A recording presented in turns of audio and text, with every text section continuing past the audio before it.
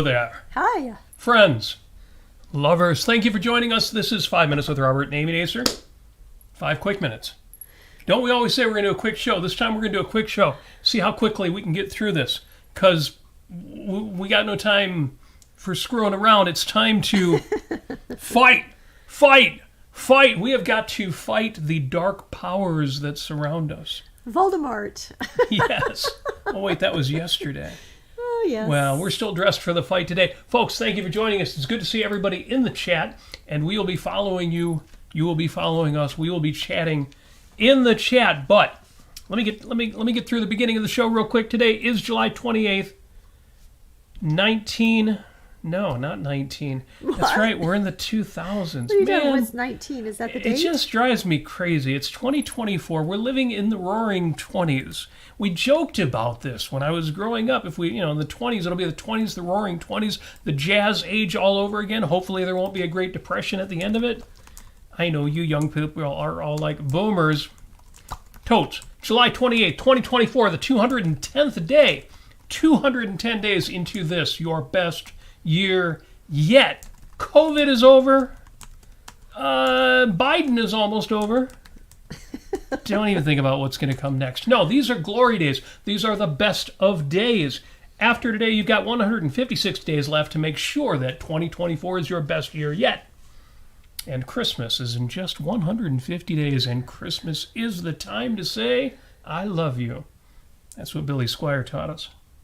Oh, is that an actual Christmas song? is the time to say I love you. Yeah. Oh, I get confused with that song and the one that The other bad rock and roll Christmas song? well, no. The one this it's a movie that you don't like. It's the movie Love Actually. That's the very end where the one actor is the naked. remake. They remade a song into a Christmas song, yes. And Bill Nighy is singing Bill Nighy, as if he was the actual artist behind it. And I feel it in my fingers. Oh, yes. I feel it in my toes. You're waiting for the Turtles, but then it starts with Christmas is all around us. Yes. Love Actually does have its moments. Usually the scenes with Bill Nighy are the good scenes in that film because he is irreverent, but he's not cringe like the whole rest of that movie. Yeah. Anyway, I know some of you love Love Actually. I'm going to leave it there because, again, you have 150 days to brace yourself for the Christmas season. On this date, real quick on this date, couple things. This is all, as usual, going to lead right up to our topic. July 28th, 1868, the 14th Amendment granting citizenship adopted into the United States Constitution. There were actually 3 amendments post-Civil War that had to do with straightening out the mess that was responsible for the Civil War. 14th Amendment granting citizenship to everybody born in this country. Black or white, or whatever your heritage. Well, of course, as long as you were male. No. Women were subsumed under this amendment. Women were citizens too. But Section 2. Representatives shall be apportioned among the several states according to their respective numbers, counting the whole number of persons in each state. Well, excluding Indians not taxed.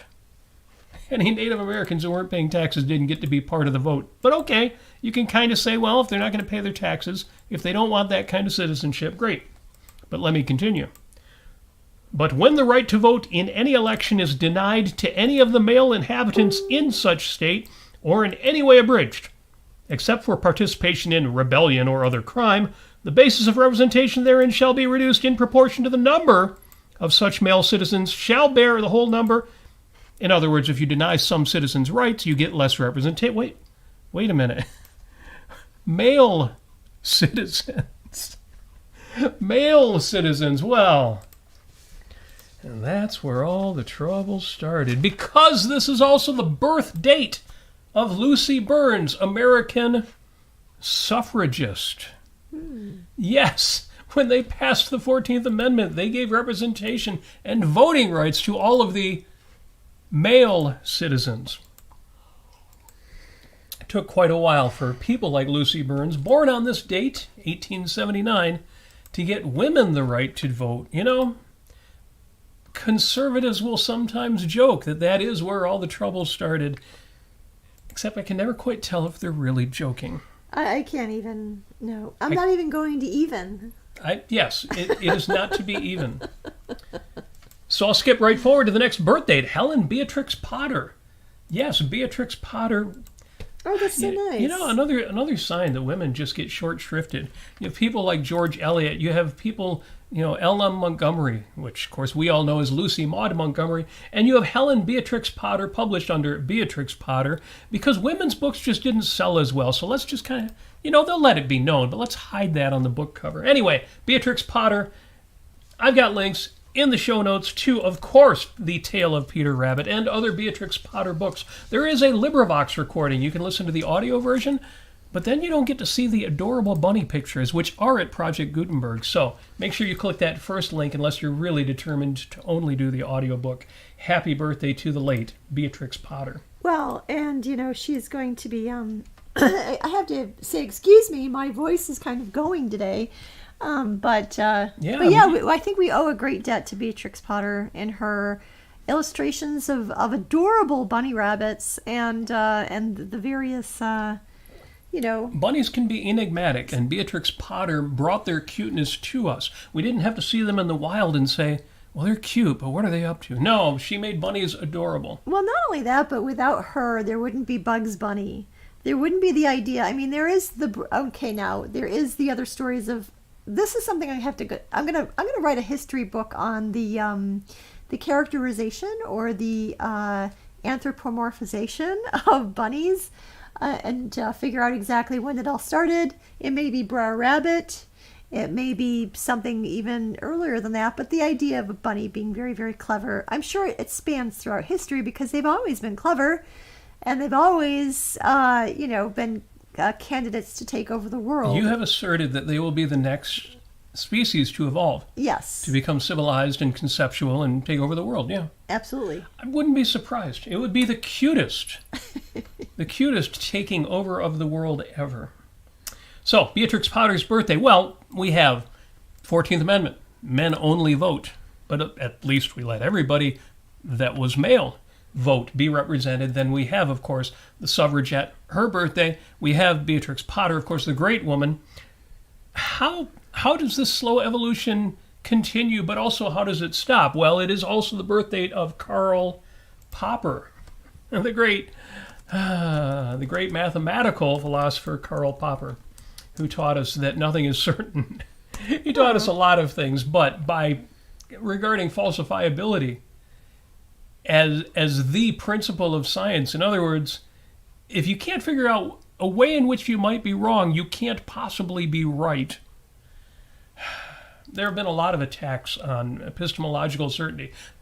There's been a lot of attacks on knowing stuff, of being certain of anything. Over the years, Popper is probably the culprit in modern times of why we haven't been able to get rid of that notion. Happy birthday to him. Anyway, he's dead ever since 94. Happy birthday, dead guy. Dead guy. Well, he lived through 94. That's not that... Well, I know the kids are saying the 1900s. Yeah, 1994, died, age 92. I don't know. Smart guy, though. Smart people figure out how to live long. I have got a link. I guess I did these out of order. In the show notes to Suffer Until Suffrage. That goes along with, of course, our theme today. That's the Schoolhouse Rock video. Everything I know about the United States government I learned from Schoolhouse Rock. What was it called again? Suffering till suffrage. Remember, we were suffering until suffrage. Oh, right. Before women got the right to vote. Man, okay, I didn't learn about government from Schoolhouse Rock, but that's where the curiosity got planted. Yeah. Those of us who thought that government classes, politics, anything to do with what they called social studies back then, so freaking boring. If so, it was your teacher and not the subject. Schoolhouse Rock taught us otherwise. Link to that is in the show notes. Finally, well, on that theme, happy Buffalo Soldiers Day. Today is the day that we celebrate the Buffalo Soldiers. There is actually a Buffalo Soldiers. Now we're talking about the African Americans, the men who fought for America throughout history. There is a Buffalo Soldiers Heritage Center at Rouge Park, right down the street from Studio Nasir. that we have visited, you can go there and see as they carry on teaching people about the great African American soldiers in American history. And they have stables. They ride. They do horse riding like the old days, and we celebrate that. The only other celebration I have on this date is that it's a National Milk Chocolate Day. So I do have a link to the birth and evolution of milk chocolate. When did that start? Tell me. I don't have the history in front of me. I have the link here. You could click on that. But what's interesting about that to me is that we've seen chocolate produced from the raw beans and then cooked over a wood coal fire at Greenfield Village, which, again, is down the street from Studio Nasir. So, I mean... and it's harsh. They use it to make a bitter hot chocolate. Basically, they would basically put it together with like some cinnamon, maybe some cardamom. Tell me if you can't hear me, because my voice is really going today. We that close to canceling today, but Amy is a trooper. So never say diet. So yeah, they basically didn't put dairy in it at all at first. Or sugar. They did put some sugar in it. Yeah. Okay. Depending on depending on how they ate it or how they took it. But if it was a hot chocolate, it was basically water with chocolate and those spices and some sugar. That was it. I mean, I guess if that's all you knew, you wouldn't think this is bitter. You would just think this is how it tastes. But the addition of, actually it wasn't originally milk, but milk powder. The addition of milk powder to chocolate, to me, is just revolutionary, absolutely revolutionary. So if you've got chocolate handy, whether it's dark, and most dark still has some dairy in it, unless you're doing that 99 or 100% cacao dark chocolate. Enjoy it. Do it. Have it. It says here that milk chocolate was invented in 1875 by Swiss chocolatier Daniel Peter. So that's basically when history started, was 1875. Yeah. Good. Yeah, and he said he wanted to impress a young woman, and he added powdered milk to it, resulting in a smoother and sweeter blend. Yeah, and Equal to Reality in the chat says, sorry, I missed it. What is wrong with Amy's voice? Amy's voice is suffering from a lack of contributions to the show. We need you all to go to patreon.com and sign up to become a patron. Okay, maybe that's not what it is. No. I'm having allergies that are affecting everything, and we attended an outdoor activity yesterday, and then went bike riding. That probably didn't help being outside more than your voice was ready for. I don't know. But yeah, no, it comes and goes and everything. But I should say, yesterday we actually went to and we celebrated, which is up and coming, Harry Potter's birthday. Harry Potter's birthday. Which Canterbury Village in Michigan. Which I believe is the 31st. That was a hoot. That was good fun. Yeah, and 31st, 1980. I can't believe that Harry Potter is only 7 years younger than I am. Well, how is that? In a sense. In a sense. Depending on which book you're reading, he is forever young. I just noticed Brittany in the chat says, bitter like coffee? Yeah. You know, it's a good point. I can't criticize anybody for drinking raw chocolate because I'm drinking black coffee, which I guess is probably no less bitter than dark chocolate or relatively unsweetened chocolate. Yeah. Oh, by the way, Brittany, I don't have COVID and I don't have a sore throat.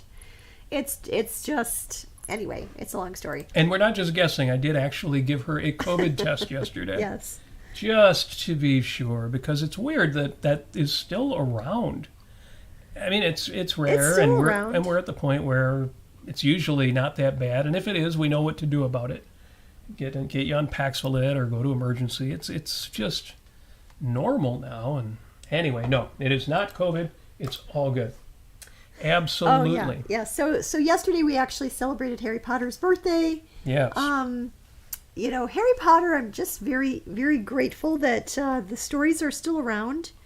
You know, there was a time when the religionists burned the books of Harry Potter and believed that there were all sorts of satanic evil forces behind Harry Potter, when in fact there are a lot of wonderful dramatizations of fairly decent moral ideas in the books. and oftentimes basically given us to from Dumbledore. So anyway, I went there. Ironically, since he was a mixed character by the end of the story. Yeah. But no, I mean, there are a lot of really good moral. There's actually a book called Harry Potter and Philosophy that was written a long time ago, and there's wonderful drama, like further dramatizations of the Harry Potter books through the Wizard Rock music, especially from the band the Remus Lupins. Yes, well, that was one thing I definitely wanted to mention, and I'll say it now since you brought it up. Yeah. We did go to Harry Potter's birthday celebration. This was an outdoor event with all sorts of booths and activities and selling way too much stuff. And one of the fun things that they did was they had aurors there, folks from the Ministry of Magic, a kind of enforcement mechanism from the Ministry of Magic. These aurors who could go around and fight people who were... What do aurors fight? Dark wizards. Dark wizards. Using dark magic. Well, until the ministry kind of got took over by the dark side. But, yes, aurors are good people. Well, I mean, after the war with the final war with Voldemort, things obviously got a lot better at the Ministry of Magic. But there's turnover, and so they're always recruiting. And so yesterday at Canterbury Village, they were actually quizzing people on their magical knowledge, and the very best, the tip-top, were actually invited to become aurors. They were made junior aurors right away. Yes, so like myself. Did we see anything like that? Yes, as a matter of fact, I took my auror exam. You got your auror's badge. And I have my auror badge, so wow. I'm officially an auror. Yes. And I also have a wand, which also is a pencil. Well, if you ever sharpen it, yes. Look at how beautiful this wand is. It's so magical. Well, but I was very, very proud of how I did. Take that out for a spell. I really felt like Hermione Granger. So you passed your newts. What does newt actually stand for? Please put that into the chat. Please look it up for us and put it in the chat. Can somebody tell us?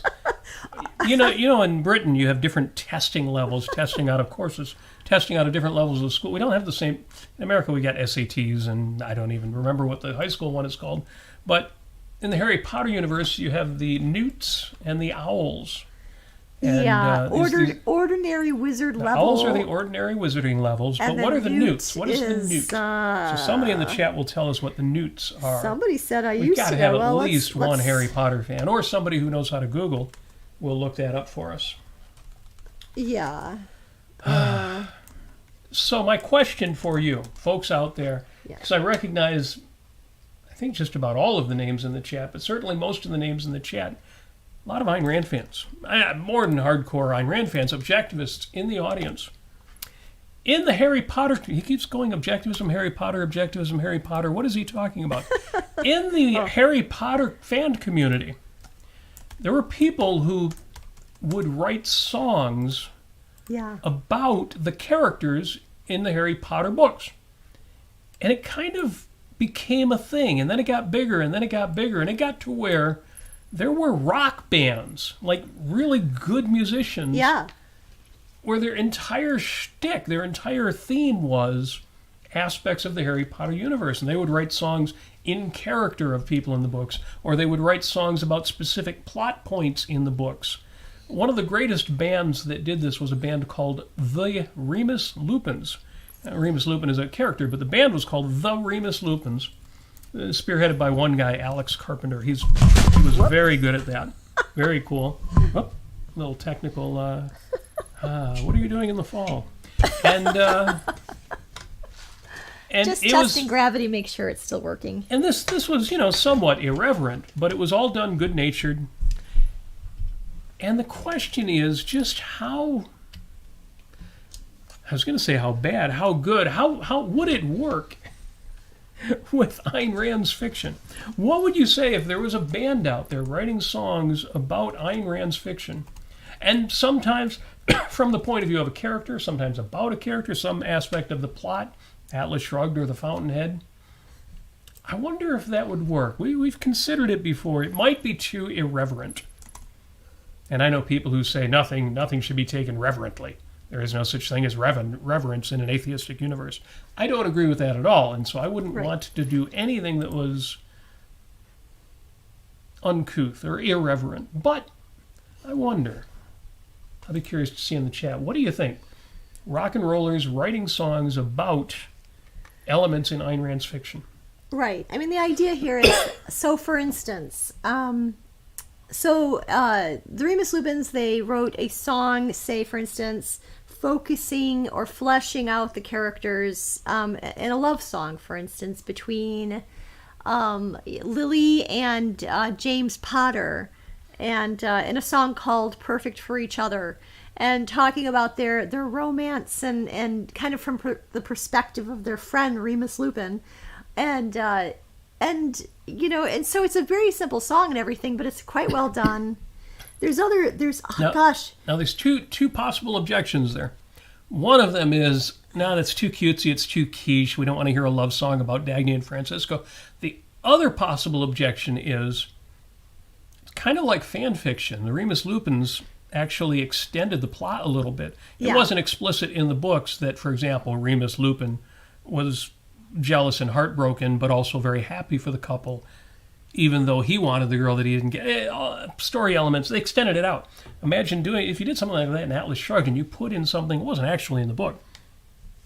Right. How bad would that be? It would be sort of like extended dramatization that would be logical in the universe of the book.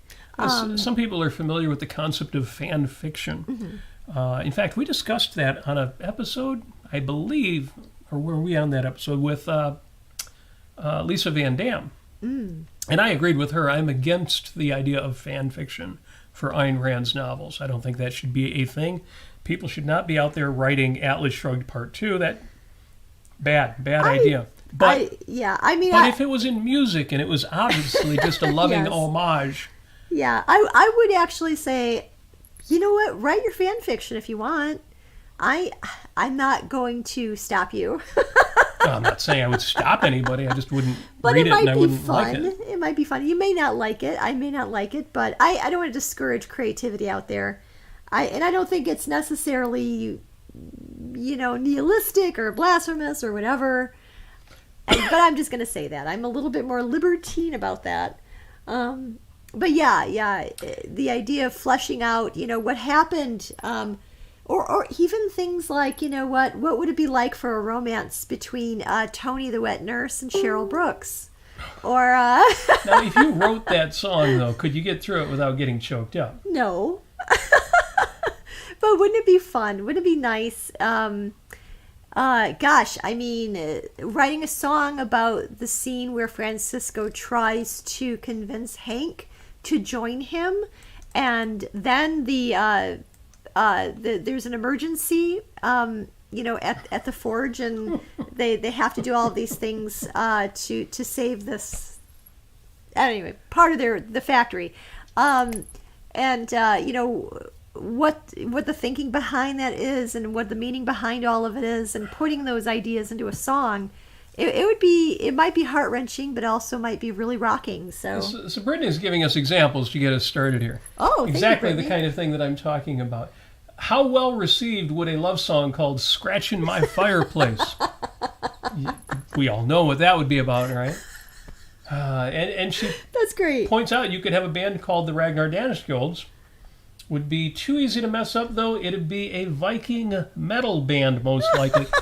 Sounds about right. I can totally see that. I'm always surprised how many hardcore metal and even progressive metal objectivist fans there are out there. But it is a common. Every time I ask, I love it. Every time I go online and I ask for what do you think I should put in my workout playlist, for working out, for exercise, I always get from the objectivists prog metal. There's always prog metal in there. So, could that be the Ragnar Daneskjolds? Well. Okay, Brittany's now getting into hip-hop. I'm not even going to read that one other than that is awfully funny. But, you run that risk of alienating people who are less open to such ideas. So, Yes. Yeah. It would be a great, it'd be a great song between Lillian and Dagny, and the bracelet scene at the anniversary goodness. party. No, That would be great. It'd be called the anniversary party, or it'd be called the bracelet, or give me back my bracelet, or I don't know, something like that. We've got mentions of erotic fan fiction. Believe me, that's been done. I've seen it in general and with regard to Ayn Rand. Yeah. Yes, you are absolutely right. That should be shocking, but sadly isn't. There's a lot of good suggestions in here. I've got to save the chat here and go through it. Very, very good. Gosh, yeah. Let us know if you have any other ideas for Atlas Shrugged or the Fountainhead. Yeah, by all means, keep You know it what? up. Honestly, I gotta say, Dominique Franken was such a badass. Oh, she was. Gosh, You know, she was such a badass. she was punk rock, and She was punk rock. it took her till the end of the book to really be straight edge, but she was totes punk rock. Absolutely.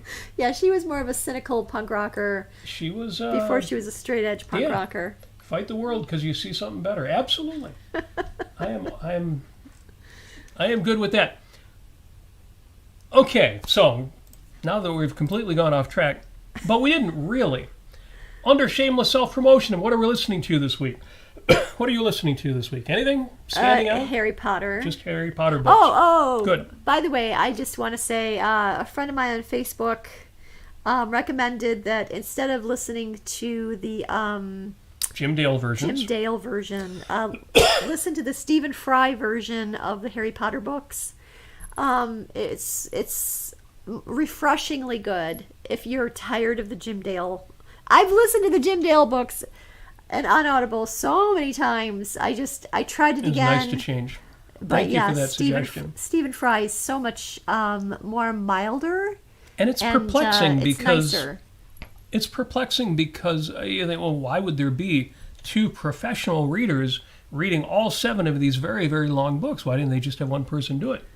And Jim Dale was selected to read the American editions, and Stephen Fry was chosen for the British editions. They were 2 different sets of books that were released. In fact, the name of the first book was even different in the 2. Originally in England, it was Harry Potter and the Philosopher's Stone. Of course, we all know it as the Sorcerer's Stone here in America because that phrase, Philosopher's Stone, just wasn't well known enough in America. So they chose 2 different readers. Well, Jim Dale has a pronounced British accent, and so does Stephen Fry. It obviously wasn't because they thought people in England would understand better a reader with a British accent, because neither one of them are any easier to understand than the other to a Midwestern Southern boy. So, by all means, feel free to switch back and forth on those if you are ever doing the audiobooks of Harry Potter. And assuming you have an Audible subscription that allows you for a nominal fee to switch back and forth. Very good. Yes. Dominique's Francon. All right. I can see where we're going here. We're going to have some ideas. By the way, folks, if you put an idea for an O-Rock, I didn't even use that expression yet, but that's what it would have to be. It'd have to be called O-Rock. O-Rock. If you put in suggestions for an O-Rock band in the chat, I am telling you flat out, so that this is public acknowledgement, I am not going to respect your intellectual property at all. I will steal it ruthlessly. Yeah. Wow. Yeah, let it. If give I us remember, I will give you credit, totally. Actually, I might ask you afterward, that was a good idea, but do you think you could actually write it for me? So, we'll see how that goes. Just kidding, maybe. So do you have more before we get to our major topic? Well, I'm going to go through real quick what we're listening to this week. You've got Harry Potter. Yep. I've got Ayn Rand's Personal Courage. This is great. Somebody posted a Keeping It Real episode. What was Keeping It Real? Well, that was you and I and James Valiant talking about Leonard Peikoff's book, Keeping It Real. And this was an episode that you participated in. And the topic was Ayn Rand's Personal Courage. And the folks at ARC UK who hosted this did a short. It's on the Facebook reel. The link is in the chat for what is the greatest gift you can offer another person. And the answer to this came from a quote from the book Atlas Shrugged by Ayn Rand. The greatest gift you can offer another person is the sight of a personal achievement. Yes. It's a great discussion that you and I and James Valiant had, and I encourage people to listen to it, but it's especially heartening to me to see folks are linking to these episodes from last year. Yeah. Because I thought we did some great work Yeah, with we James there, did and it's kind of a great shame work. to think it's out there, but is anybody ever listening or watching it? It was all done live, and everybody watched live, and we had hundreds of people watch it live. Nice Yeah. to know that after the fact it holds up. Gosh, I mean, there were so many things that you and Jimmy did, and the three of us did were really good. Yes. The one that I think I liked, I'm proudest most of, is the one on abortion, after Roe versus Wade was struck down. Yes. And then the one that you did with James about the synthetic analytic dichotomy was Oh, yeah, one of the first ones I did with him. one of the highest watched or highest viewed. It was one of the few, at that time, episodes that went over 1,000 views. Nowadays, because everything they do is on the war in Israel, they beat 1,000 views pretty regularly. But yeah, that was a good episode on an interesting topic that sounds very academic and is actually, I always say, it's the one essay in objectivism that kind of answered the last question I had in philosophy. I wouldn't say it's what made me an objectivist, but it really answered the last real problem for me, the real sticking point. And curiously enough, it was by Leonard Peikoff, not by Ayn Rand, although he wrote it based on what he learned from her, so there you go. Yep. And Yeah, what else do you have there? that leads me to my main point. Oh, the other thing that I'm listening to this week but haven't finished yet, Yarren Brook did a monthly contributors thing. Once a month he has all of I us. haven't caught that yet. All of us who are monthly contributors, we get to go on there and ask him questions as part of a Zoom call, and you guys get to watch that. And so he did his AMA and Hangout with contributors, which once again I missed. I always miss these, even though I'm invited to them being a monthly contributor. And he did a question that got published as a short afterward. And here's the question, here's the topic that somebody on the panel, not me, because again I missed it again this month, somebody asked him about dealing with frustrations from being an objectivist. Oh yeah, I wanted to or listen to that. I haven't yet. Well, I'm sure that translates reasonably well to just about anybody who ever thought, I'm right, everybody else is wrong, and it drives me crazy. It's a great song by Todd Rundgren and his band Utopia called Everybody Else is Wrong. I posted the link to that one before. Right. Everybody else is wrong. It's actually a parody of the song I Am the Walrus, and but a whole entirely different theme, which I absolutely love. Everybody else is wrong. And so I totally get that feeling of what do you do as an objectivist when, well, not just everybody else is wrong, but so many people are bad, at least by your moral standards. And he gave a good answer to it, but it took me back, Amy, to a post you did this week. Ooh, what is that? Well, your part of the post just said, say it again for those in the back. Oh, right, so you right. shared, James Valiant had posted a quote from that book, Keeping It Real, Leonard Peikoff's Yeah, I think collection. somebody else originally did it, and I forget who. So I'm crediting the anonymous Yeah. person. Well, James had shared it to the Leonard Peikoff study group. Yeah. So here's the quote. Here's a quote from Leonard Peikoff, who was asked about the same thing. And here's what Leonard Peikoff said. I think you should take it as a model, as far as possible, Howard Rourke. Now, he's not disgusted by the world. He ignores it. He pursues his goal. He doesn't look at each person and say, I can't stand this person. He is concerned with himself, his goals, his creativity. Now, if, however, you focus to that extent on other people and their character and what they're doing wrong, and make that the determiner of your life, well, you're literally being an altruist. You're putting the behavior of others above your own life, quality and requirements. Unquote Leonard Peikoff. And I thought that was great. And folks who watch this show regularly or just know Amy and know me, Yeah, you know how much that resonates with what we think people should do. I thought that was quite a fine quote by Leonard Peikoff. Leonard Peikoff. Yeah. Just knocking it out of the park. But Dr. Paul Shea, who is actually a doctor and not just a PhD. Who is awesome, by the way. Who is awesome in all ways. He's a radiologist. He's done a lot of activism, for freedom in medicine. His op-eds are always outstanding. Yeah, he's a great guy. And he had a great question because, again, this quote from Leonard Pigoff, that resonates with what we've got to say to y'all and what some of y'all have to say to us. When we talk about 97-3 rule, which we do need to talk about. Yeah, in fact, it is here in the show notes. Okay. Paul Shea asks, Amy, serious question. I greatly appreciate and applaud the sentiment expressed. But when does ignoring become evading? Many of us who work in realms where bad actors, including but not limited to government entities, need to keep abreast of threats to our ability to be productive. A physician who does not keep up with the ever-changing Medicare rules may find themselves paying hefty fines, or in the worst case, going to jail even. Again, this is Dr. Paul Shea, I can safely ignore many individual people who I don't otherwise need to interact with and who cannot wield power over me. But as long as I am trying to run a business or engage in productive activity, I have to keep up with some unsavory aspects of the world, if only for self-defense. Can't deny that, right? Makes perfect sense. I totally get that. I totally get it. The same way with running a business and making sure that you're paying your taxes quarterly and all of that, and trying to figure out what regulation might rear its ugly head that might threaten your business. It's really important to know all that. So you wrote back to him. I didn't write back to him, and I apologize. I did. You wrote back to him. Yeah, and the answer is, there is a time for everything and a season for every activity under the heavens.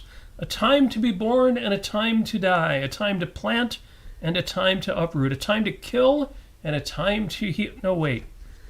No, this is the Bible. This is Ecclesiastes 3-4. I thought you were talking about that song. Some of you will recognize that as the song Turn, Turn, Turn by the Byrds. We talk about writing fan fiction or writing songs about Atlas Shrugged. I should just do what the Byrds did. What they did is they took Ecclesiastes 3-8, edited it just a bit, but didn't really add any substance to it, and turned it into a hit song. If you've heard the song Turn, Turn, Turn, it's just a Bible verse. I guess you got to give them props because they did write the music, and the Bible didn't have any music in it. So weird. So I don't know, if we write O-Rock, maybe we don't have to write anything, because Ayn Rand, people have done movies of Atlas Shrugged. There was a 3-movie set, and people have done plays based on the Fountainhead, and every time they do it and they don't use Ayn Rand's original dialogue, it just ends up lousy. Like the Atlas Shrugged movies, they tried to modernize them. And all of the dialogue, it doesn't sound any more natural. It doesn't flow any better than anything Ayn Rand wrote. It just sounds stupid. It's just poorly written dialogue. I know there are people who say, well, they had to update it because they updated the film to modern times, and so they couldn't use the kind of expressions used in 1957 when Atlas Shrugged was... Nonsense. Pick up a copy of Atlas Shrugged and read it out loud. Any of the scenes that are rich in dialogue, that just flows. None of it is anachronistic. So, we can do the same thing. Absolutely. But that was not really my answer to Dr. Paul Shea. My answer to Dr. Paul Shea was this. If I can offer an opinion, because this was on Amy's thread, and I kind of stepped in because I'm that kind of guy, you got to show who's boss. No, actually, I was being a little presumptuous. But I said, great question, and it is. And one that can only be answered by the individual, since the answer is, you fight as much as you can up to, but not beyond, the point at which it becomes self-sacrifice. Because there's always going to be more. There's always more that you could do. There's always going to be more you could do to fight disvalues, real and potential. But to let the evils and the ills of the world divert your focus to, adding more padlocks and deadbolts to your doors, literally and metaphorically, is to give up everything you are trying to protect. So only you can decide how much energy, resources, and most preciously, time and attention to give to fighting versus living. And once you've done everything you've chosen to do to fight, do not think about it anymore. Do not let it matter until it's time to take further action. So like in nutrition, we ask ourselves, are you living to eat or are you eating to live? So it's the same here. Are we living in order to fight or are we fighting occasionally when necessary in order to live? And then I went a little bit further. I said, in regard to politics, my standard is this action an end in itself for its own sake?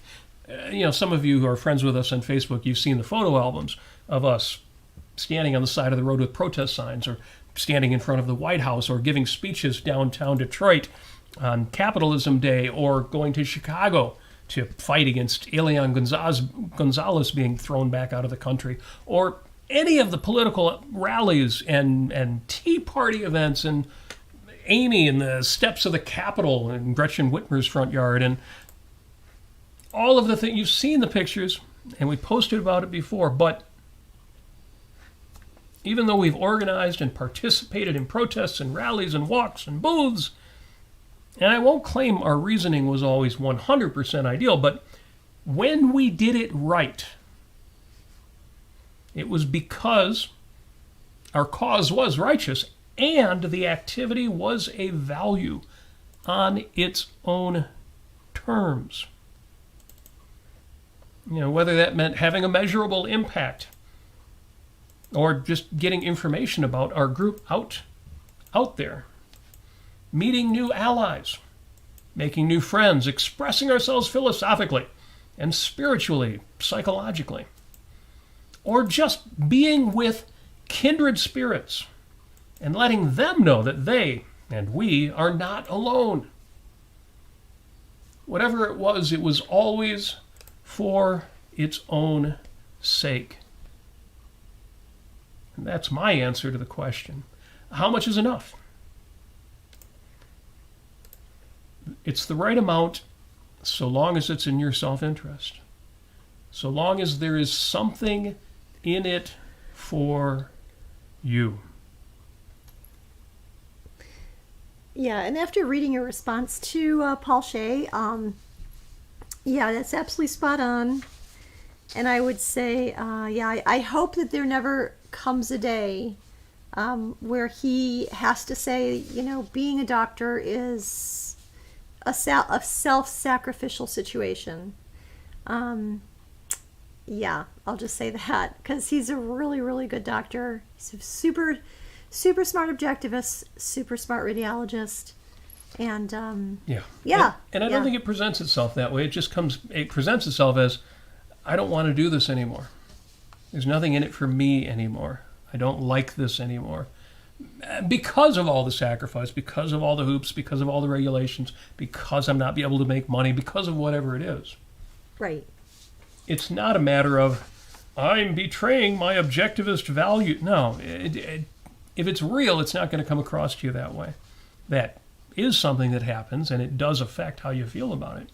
Yeah, and I'd have to say that, if you're a business owner, you would have your accountant or some kind of business association that you belong to that would alert you to legislation or regulations that you need to know about. I'm assuming that as a doctor or a nurse or whoever, you also have that same kind of resource. So if you are in the field, let me know. That would be interesting. So as I was putting together notes to talk with you all good people today, reactions to the opening ceremonies for the Paris Olympics started coming in. And sadly, there was a bit of conflict between two people who I deeply care about because of reasons. And I'm not going to get into it. I'm not even going to mention it. I can mention it. I don't know about the two people. I don't know about the controversy. I mean, I know about the controversy, but it's it's one of those things where if you see something a little bit different and out of context, and you look at it and you're like, God, what are they doing? Or gosh, that looks really strange and surrealistic, and I really just don't get this aesthetically. It's okay for you just to say, I'm not interested, I don't like it, I'm not going to look into it any further. But it's another thing to say, I'm going to interpret this as some kind of, for as religionist, you could say as some kind of satanic thing, or even as an objectivist, or even a conservative, or especially a conservative, who would say, I think this is against Western values, and but I would just say, approach that subject with a little bit of caution and dig a little bit deeper into the background of what was really going on, and what the artists and the person who put together this whole creative concept for the opening ceremony of the Olympics, what they were trying to achieve, and who is being represented. You look into a little bit further. Don't jump to the conclusion that it's nihilistic or anti-Western civilization. It might be. I'm not saying that it isn't. I'm just saying look into it a little bit further and decide for yourself. It may actually be a lot better than you expect, and I would say try to assume the best of the situation before you go into it. A lot of it was, from what I've seen, and I've seen most of it, as opposed to Robert not seeing much of it. But the performance by Celine Dion within the Eiffel Tower was really fantastic. And if you can find a video of that, or even a clip of it, it's well worth seeing. Please try to find the whole thing, the whole 5 minutes of it. As you may know, Celine Dion is a phenomenal singer. I've never been a real fan of hers, but this one blew me away. She was doing a song by Edith Piaf, and if I'm saying that right, and she was really phenomenal, especially in the context that she's been suffering from a neurological condition for many years, for 4 years, and this has been her first public performance, and she has really gone through a whole lot of trouble and pain to get where she was the other night when she was performing, and she did it beautifully. That's all I can say about that. It was really inspirational. And the other stuff is a little bit weird, I'll say that. Well, it's European. I've seen enough to know that a lot of what was done was magnificent. Yeah. A lot of it was very strange, but drew on French history and Parisian history in particular. And some of that was really modern and crossed some boundaries. But I think most of the people I've seen criticizing it have only seen the excerpts of the things that crossed boundaries. And some of it maybe rightly deserved criticism, but only some of it. And, excuse me, hold on a second here. There, we hit the old mute button. Oh yeah, I forgot water exists. Thank you. Yes. Water break. I apologize to any of our friends who are concerned about microplastics these days. Eventually, bottled water is going to be offered in glass. I know you can find boutique places that will do that. Yeah. But for now, we're stuck with plastic. And again, I apologize to our friends who are sensitive about that. You probably have very good reason to be, and we'll try to get on board when it becomes practical. My only point in regard to all of this is I am seeing relationships damaged. And not just Facebook friendships, but real life relationships being affected. Obviously, in America, the larger issue has been Trump versus Harris. It's the first time I've ever said that. It was Trump versus Biden. Now it's Trump-Harris. But to see this Olympic opening ceremony damage a family relationship Well, that was really strange. And the point that I want to end with, or wrap up with, is don't do that.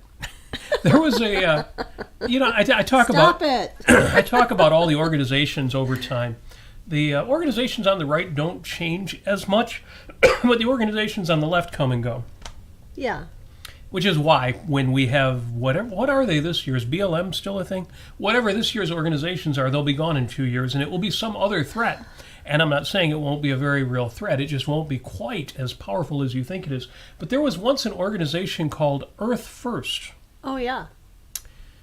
And we fought them. Don't get me wrong. One of the reasons we were out in front of the White House was protesting Earth Day. This would have been back, I think, when Bill Clinton was president.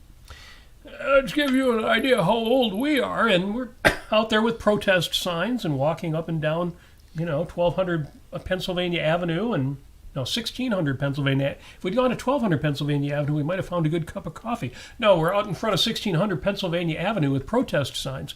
So trust me, we fought the Earth First crowd. We fought Earth Day.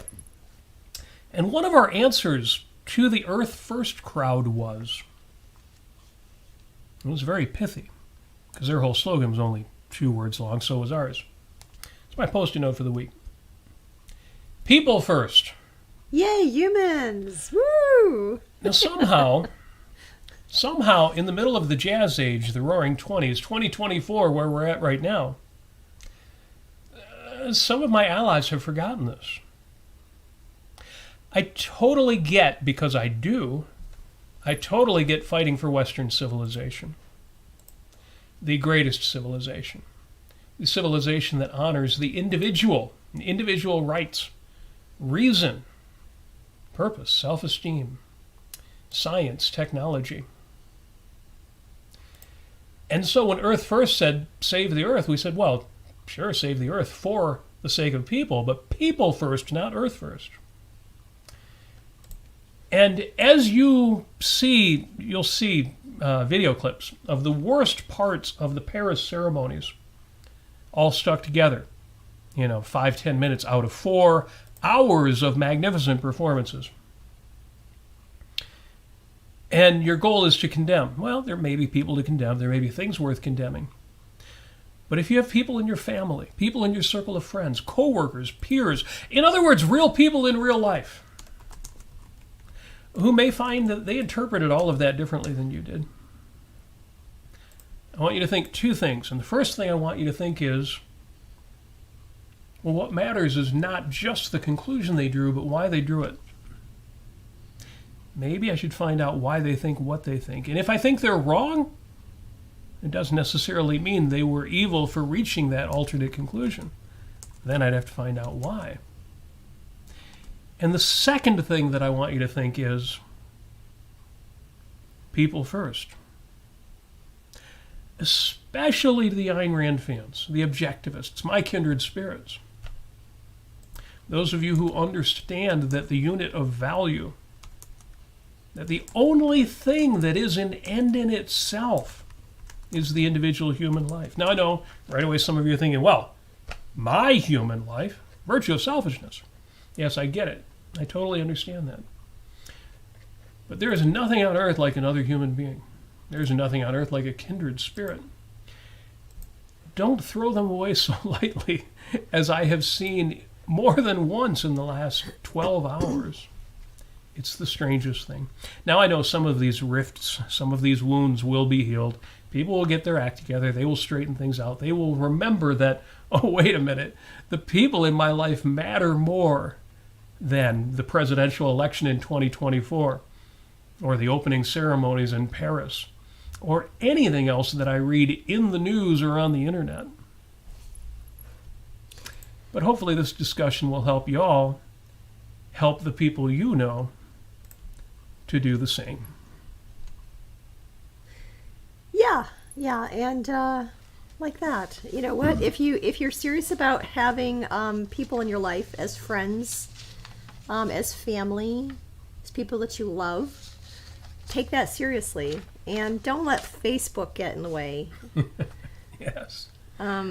If you really want that. I mean, if you really want to have that person in your life. Now, of course, if it is somebody who is you never really met before, they're not really your cup of tea or whatever, that's okay.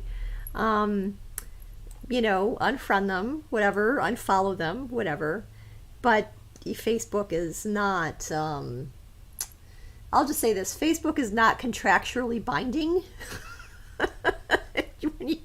When you find somebody who is posted, unfriend me if you think blah, blah, blah, I don't take that very seriously. I'll just say that up front.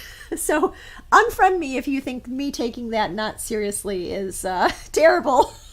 But it's just Facebook, guys. It's if you really want to know somebody, if you really want to have an argument, call somebody up and ask them what they think. See where their head is at. And if they're really obnoxious or really a bad, mean, horrible, ugly person, okay, then you really do know now. But I wouldn't use Facebook as a strong judge of character. Yeah, not usually. Right. I want to give a huge shout out to Petya, who this week did share my essay on the prerequisites of happiness, which is linked to. It's both a Substack essay and an episode of Life on Earth. It started out as an episode, and then I edited it just a little bit. It was pretty much scripted, pretty much written out, and posted it to Substack. And I appreciate that is getting spread around. It's been good to see that. I think that's might be my most shared item. And I think it's important because one of the 4 items that I mentioned, prerequisites to happiness, in the philosophical community, and especially in the Ayn Rand community, and double especially in the people who regard themselves as objectivists. Because I've known these people, some of them have been in my circle. There are people who feel that it would be a sanction of evil to be happy. And they look at other people who are happy in the world and think those people must not have morals. Those people must not care about the evils of the world. Those people must be evading all manner of things. But that is wrong. That is a premise that you need to check, you need to correct, and you need to discard. Yeah. And read the essay if you're interested in why I say that that's so. But hopefully to most of you, if you think twice about it, it's kind of obvious. Who should be the happiest people in the world? Is it the people who are doing things wrong, or the people who actually have the owner's manual for life? I'll leave that there. But I do want to say people first. You first. And the people you care about. So thank you for joining us. This has been 5 minutes, or so, with Robert and Amy Nasir, and we are glad you are here. As always, if you have any suggestions for future episodes of the show, any ideas, any responses, any reactions besides what you've put in the chat, which I will be rereading later, please do share them in the 5 Minutes with Robert and Amy Nasir Facebook group, or just reach out to us directly. We're on the socials, we're public, our privacy standards are very, very low. Anybody can track us down and let us know what you think. And we do appreciate it. We do love engagement because you are the best audience in podcasting. Thanks again to the patrons. To those of you who are supporting us on Patreon or via PayPal for one-time contributions, you can find links to both of those, Patreon and PayPal, at robertnasir.com. One final thought is that we reached over 30 grand on our Patreon? For the GoFundMe fundraiser for Robert Garmong. For Dr. Garmong. Yes. So Dr. Robert Garmong, so thank you for out there if you have donated or shared that information on GoFundMe. Look up GoFundMe Garmong, Garmong. We have surpassed 30K. We're still fundraising. We're still looking for donations and shares. And again, all my gratitude to you if you have donated in the past. Dr. Garmong is just finishing his move to Austin. Because of you, those of you who were part of that fundraiser, he successfully survived cancer, got through that while living in China, and made the trip with his son from China to the United States, stayed with his mother for a while, as they got into the country, arranged for a vehicle, arranged for housing in Austin, where he will be working. Now he's down in Austin. They're moving into the new place. They've still got some work to do there, so by all means, additional contributions are appreciated. But it's too cool, and you all did it, and thank you for that. Yes. But our Patreon is not bringing in $30,000, so we could use some help there. Folks, thanks. Thanks for joining us. I said I wouldn't run long. Well, we're not going to run nearly as long as last week, and that is something we're going to wrap it up right here by wishing you every success that you so richly deserve. And I know you do, because lousy people don't watch a show like this. That's right. Oh, by the way, in addition to all of that, from the bottom of my heart and the top of